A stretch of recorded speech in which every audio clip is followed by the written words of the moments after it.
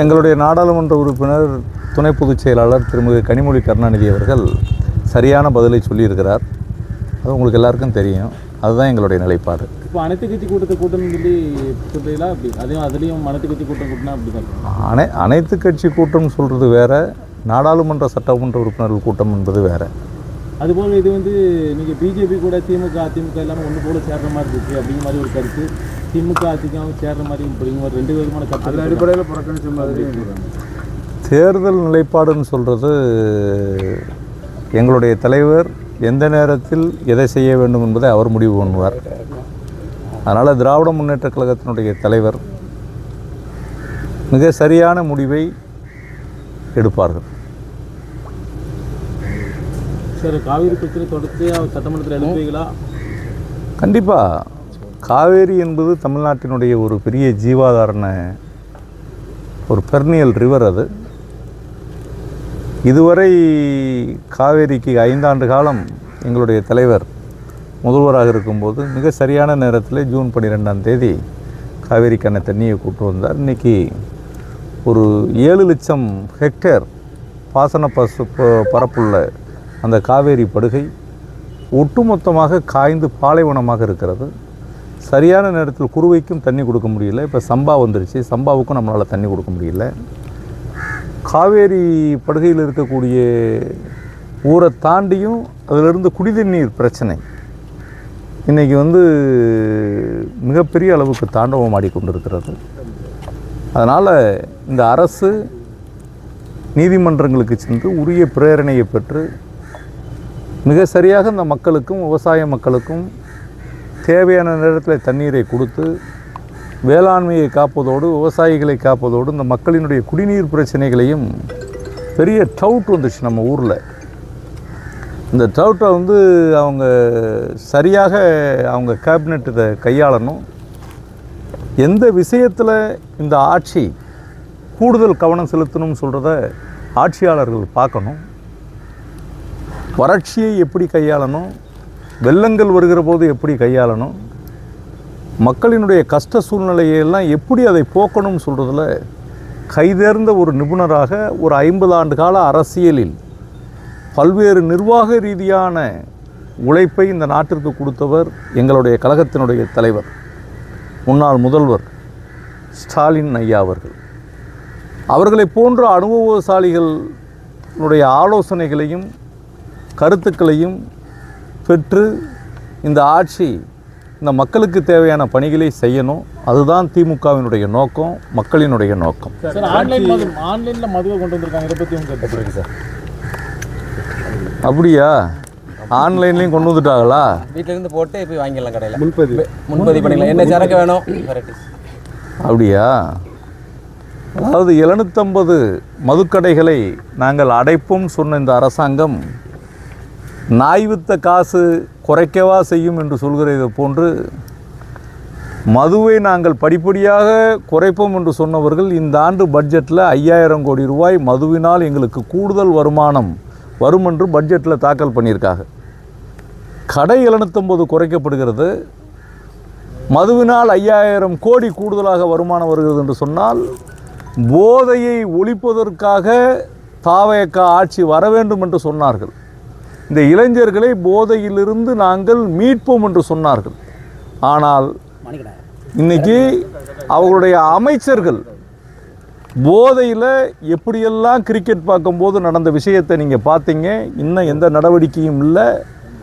அவர்களுடைய ஆட்சி மதுவை இளைஞர்களினுடைய பாதைக்கு கொண்டு போகிற மாதிரி இருக்குது. அதுவும் நீங்கள் எப்படின்றதை நீங்கள் தான் பார்க்கணும். 2 நாளைக்கு முன்னாடி ஒரு கொலை கோயம்புத்தூரில் நடந்திருக்கு. அதில் இருக்கக்கூடிய செய்தியை பார்க்கிற போது ஜனநாயகன் படத்தில் எப்படி ஒரு இரத்தத்தை நாக்கில் நடவுற மாதிரி இருக்கிறதா அந்த செய்தியை சுட்டி காமித்திருக்கிறார்கள் செய்தியாளர்கள். நீங்கள் தான் பேப்பர்லையும் ஊடகத்திலையும் போட்டிருக்கீங்க, அதை பார்த்தேன். நான் உத்தமர் ஓமந்தூர் ராமசாமி ரெட்டியார், மூதறிஞர் ராஜாஜி, பெருந்தலைவர் காமராஜர், பெரியவர் பக்தவச்சலம், தானை தலைவர் கலைஞர், புரட்சித் தலைவர் எம்ஜிஆர், மிகப்பெரிய உழைப்பாளி முத்துவேல் கருணாநிதி ஸ்டாலின் என்று ஒரு பக்குவப்பட்ட அரசியல் தலைவர்கள் ஆண்ட இந்த தமிழ்நாட்டை, இந்த இளைஞர்களை, இந்த இளம் பெண்களை, வளர்கிற சந்ததிகளை, இந்த நாடை காக்க வேண்டிய பொறுப்பு எதிர்க்கட்சியாக இருக்கிற எங்களுக்கு இருக்கிறது. அதனால் எங்கு எதிர்க்கட்சியினுடைய குரல் ஓங்கி ஒலிக்கிறதோ அங்கு அந்த நாடு நல்லபடியாக இருந்ததாக நாங்கள் நினைக்கிறோம். அந்த வகையில் இந்த அரசு இளைஞர்களையும் விவசாயிகளையும் வருகால சந்ததிகளையும் காக்க வேண்டிய நடவடிக்கைகளை எடுக்க வேண்டும் என்பதை கோரிக்கையாக வைக்கிறேன். சார், மதுவை வந்து தமிழ்நாட்டில் ஒழிக்கவே முடியாதா? போன ஆட்சிலையும் படிப்படியாக குறைப்போம்னாங்க, நாடாளுமன்ற உறுப்பினரே அதை சொல்லியிருக்காங்க. நாங்கள் இல்லை, அதாவது உலகம் முழுவதும் ஒரு விஷயத்தை கடைபிடிச்சுக்கிறாங்க.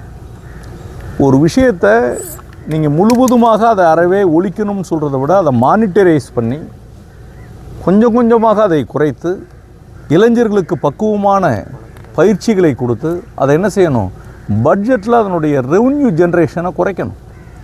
எந்தோடைய ஆட்சியும் கொஞ்சம் கொஞ்சமாக அது வரணும். மூலதன செலவுகளை இந்த ஆட்சி வருகிற போது என்ன பேசுனாங்க, நாங்கள் இந்த நாட்டில் அக்ரிகல்ச்சர் இன்கம், மைன்ஸ் மூலியமாக இன்கம், இரிகேஷன் மூலியமாக இன்கம், பவர் ஜென்ரேஷன் மூலியமாக இன்கம், வருமானத்தை உருவாக்குவதற்கு எங்களுக்கு என்ன இருக்குது, பல்வேறு வழிகள் இருக்குது. அப்போ இத்தனை வழிகளையும் அடைத்து விட்டு இந்த மதுவை மட்டும் திறந்து விட்டு 5000 கோடி ரூபா கூடுதலாக நாங்கள் வருமானம் ஈட்டுவோம் அப்படின்னு சொல்கிறது எங்களுக்கு மிகப்பெரிய ஒரு வேதனையை தருகிறது. சார், எம்எல்ஏ பதவியை ரிசைன் பண்ணிட்டு அதிமுகவில் இருந்து விலகி தாவக்கால இருந்த விஜயபாஸ்கர் போன்றவர்களுக்கு மாவட்ட செயலாளர் பதவி கொடுத்துருக்காங்க. மாவட்ட அமைப்பு செயலர் யாருக்கு அப்படி கொடுத்துருக்காங்களா? யாருக்கு? சி விஜயபாஸ்கர், எம்ஆர் விஜயபாஸ்கர் அவர்களுக்கு கொடுத்துருக்குறாங்க. எஸ்ஐக்கு சுப்பையாவுக்கெல்லாம் கொடுத்துருக்காங்க. அவங்களுக்கெல்லாம் மாவட்ட செயலாளர் கொடுத்துருக்காங்க. மாவட்ட செயலாளர் வேற, மாவட்ட அமைப்பு செயலாளர் வேறையா? சரி சரி சரி சரி எனக்கு இதில் அவங்க கட்சியில் இருக்கக்கூடிய பதவிகளை பற்றியெல்லாம் எனக்கு தெரியல. எங்கள் கட்சியில் இருக்கக்கூடிய பதவிகள் தான் எங்களுக்கு தெரியும். உங்களுக்குங்க ஒரு விஷயம் நல்லா கேட்டுக்கங்க. தேர்தலில் மக்கள் வாக்களித்திருக்காங்க ஒரு அரசியல் கட்சி. எப்படி கட்சித்தாவல் தடை சட்டம் இருக்கிறதோ அதை போன்றுதான் மக்கள் இவ்வளோ பேர் ஓட்டு போட்டுருக்குறாங்க. ஒரு மாதத்தில் நான் இந்த கட்சி தலைவர் நல்லவர், இந்த கட்சி நல்லது, நாங்கள் இப்படியெல்லாம் பண்ணுவோன்னு ஓட்டு கேட்டு வாங்கியிருக்காங்க. திடீர்னு அந்த மக்கள் ஓட்டு போட்டு அந்த பீரியடு முடிகிறதுக்குள்ளேயே ஒரு மாதம் கூட ஆகாமல் இன்னொரு கட்சிக்கு அவங்க போகிறாங்கன்னா யார் சட்டமன்ற உறுப்பினர்களை, யார் மக்கள் பிரதிநிதிகளை, யார் விலைக்கு வாங்கிறது? ஏதோ ஒரு பயாஸ், ஏதோ ஒரு விஷயம் நடக்காமல் பதவி கொடுக்குறதுங்க. பதவி கொடுக்கறது, பணம் கொடுக்கறது ஒன்று தான், பதவி கொடுக்கறது ஒன்று தான். ஏதோ ஒரு விஷயத்தை நாங்கள் இதை கொடுக்குறோம் என்று சொன்னாவே அதுக்கு பேர் என்னது, கையூட்டாகத்தான் நீங்கள் கருத முடியும். அதனால் இது நாடு பார்த்து கொண்டு இருக்கிறது, பத்திரிகை உலகம் பார்த்து கொண்டு இருக்கிறது. ஊர்வாயை மூடுவதற்கு உளமுடி என்னது, உளமுடியால் ஊர்வாயை மூட முடியுமா? அவங்களுக்கு வேணால் அது நியாயமாக தெரியலாம். ஆனால் உங்களுக்கு அது நியாயமாக தெரியுதான்னு நீங்கள் மக்கள் மன்றத்தை நீங்கள் கொண்டு போங்க.